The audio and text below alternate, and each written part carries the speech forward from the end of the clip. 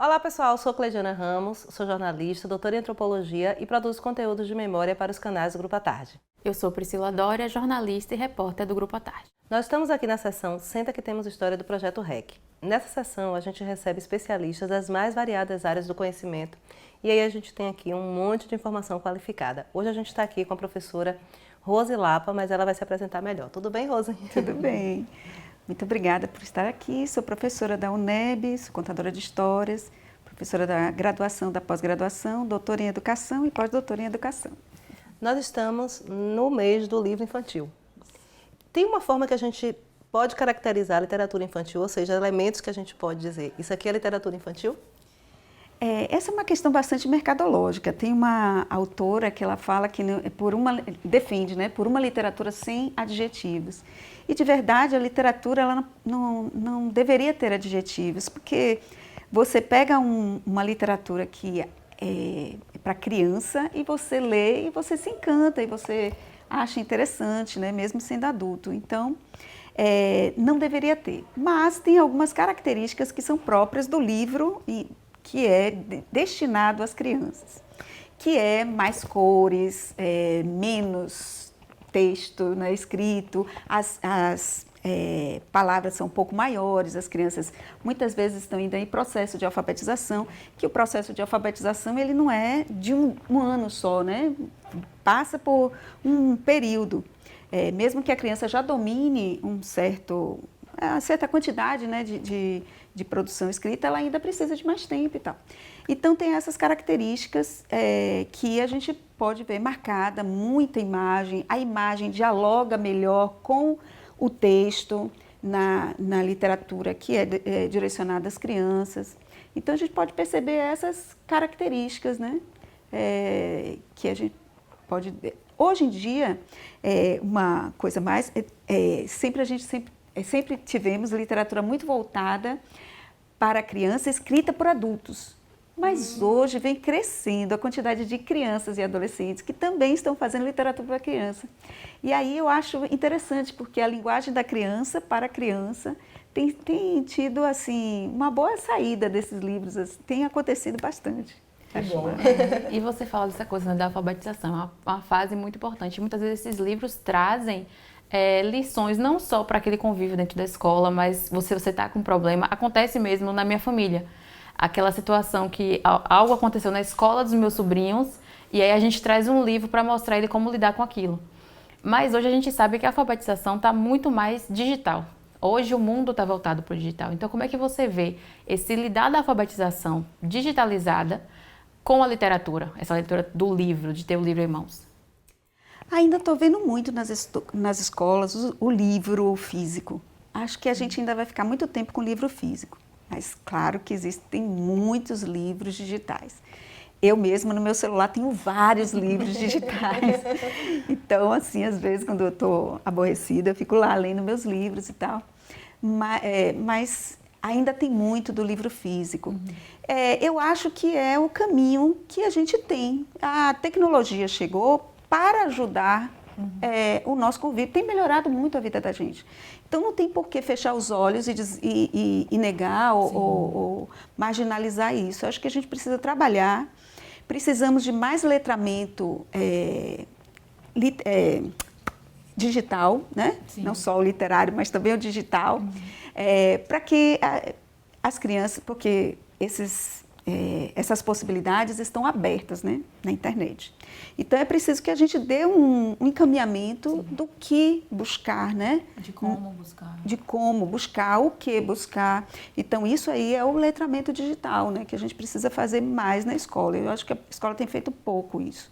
Até por conta mesmo de materiais, né? Nem todas as escolas têm acesso à internet, nem todas as escolas têm computadores, tablets, todas essas questões, né, que precisava ter, porque não dá para você fazer um letramento digital falando sobre o letramento digital. Você tem que ir lá, né? Uma coisa assim muito in loco. Mas eu acho que eu vejo isso com bons olhos, eu acho que é diversificado, acho que a gente precisa ensinar nossas crianças desde sempre, né, a usar os meios digitais. E temos esses meios não só para a leitura, mas também para a apreciação oral. A contação de histórias é um campo da oralidade. E agora na internet você pode ter isso, né, na oralidade. A gente tinha na televisão, né, muitos programas de televisão traziam, né, a história contada mesmo. Mas hoje em dia a criança, a qualquer hora que ela quiser, ela pode entrar no YouTube e tem várias contadoras de histórias lá que disponibilizam seu material e elas podem ouvir essas histórias. São duas coisas importantes e necessárias, o ler e o ouvir. E aí, como você diz, né, que tem um problema aí, vai buscar uma história. Isso acontece na história da humanidade desde tempos imemoriais.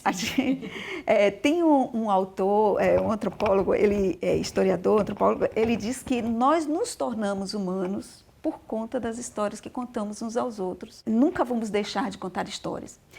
Mas quando a gente lê, é uma coisa importante. Como eu disse, leitura é uma coisa muito importante. Meu mestrado, meu doutorado foi sobre leitura.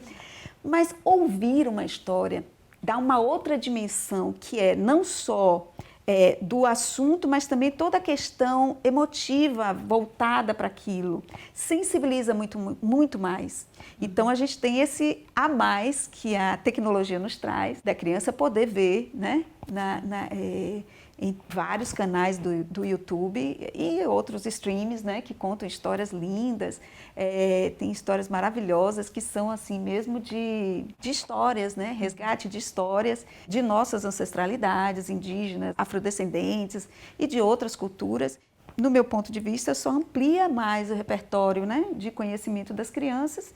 E sempre acho que isso é uma coisa boa.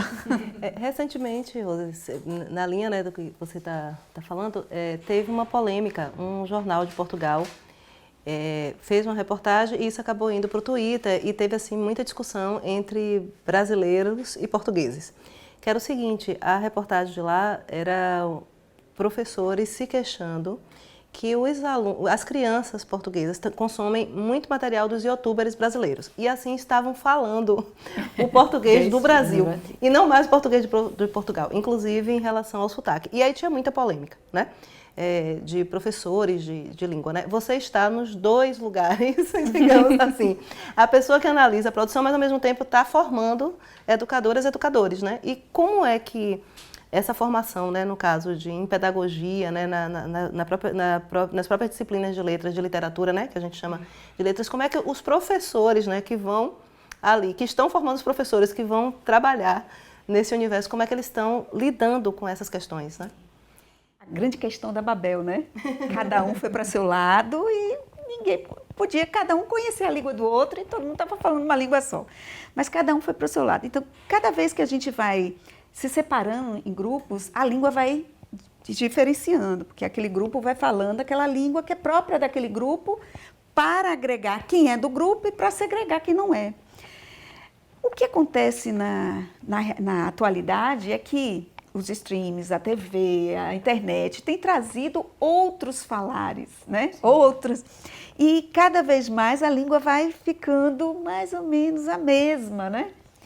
Isso é uma coisa horrível para quem pensa assim, eu estou perdendo minha identidade. E é uma questão de perder a identidade, né? Mas, por outro lado, é uma questão da globalização, da qual a gente não pode fugir. Penso que a gente precisa ver isso de uma forma sempre muito dentro da linguística, da sociolinguística, né? Todos os falares são importantes e tem que ver como é que esses falares eles vão incidir para até que o sujeito não seja colonizado. Porque o que acontece aí, e por que os professores ficam muito chateados, é que há uma colonização do Brasil em Portugal. A colonização se dá primeiro pela língua. Todos os povos colonizadores impõem sua língua, né? Você vê os Estados Unidos, que tem sido essa potência, né? Já tem, né? Bom, mas tem sido, impõe ali o inglês e todo mundo acha que o inglês é o inglês americano. Como já aconteceu com o francês, né? Como já aconteceu com o francês, como já aconteceu com o latim, como aconteceu com o português quando veio para cá e se impôs a língua, o falar certo era o português de Portugal. Agora, O jogo virou. A gente tem que aprender a lidar com isso. Né? Gente, é realmente fascinante, né? Que a gente tem, a língua tem essa outra característica social, né? Social, antropológica, né? Então é bem complexo. Que beleza, né? Conversar com alguém que está aí nesse universo. Imaginem o que você deve ter aí de possibilidades de reflexão. São muitas discussões, realmente. Gente, olha só, um papo maravilhoso, né? Como tem sido aqui na sessão Senta que Temos História. Então a gente quer muito te agradecer, tá, Rose? Muito obrigada. Viu? Eu que agradeço. E sinta-se à vontade para voltar outras vezes. Várias outras vezes. Então, gente, é assim, nos canais do Grupo à Tarde sempre tem informação qualificada. Fiquem ligadas, fiquem ligados. Gente, muito obrigada e até a próxima.